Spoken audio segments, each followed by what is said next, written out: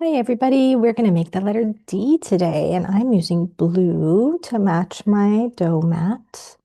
But as always, you can use whatever color you have available. Let's start by taping down our dough mat so that the paper doesn't move around as we roll our dough.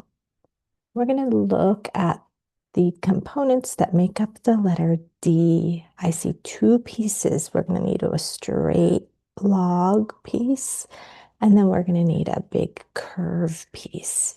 So I'm going to take out my blobs. There's one, and here's two.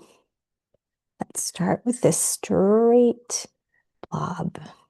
We'll soften it up a little bit, and then roll it out.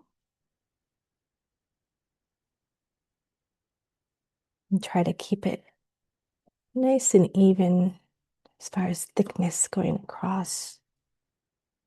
That looks pretty good. So I'm going to set up this as our first line for our letter D, straight line going up and down. Now we need this curved line. We're going to make that by starting with the log, so the same thing we just made, but we need it to be a little bit longer so that we can curve it around. Capital D. D for dog and day.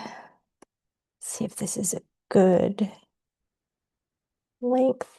That looks pretty good. It matches up pretty nicely. So now I'm going to move my curve that's facing the right side. And I'm going to pinch it at the top, pinch it at the bottom, make my uppercase D.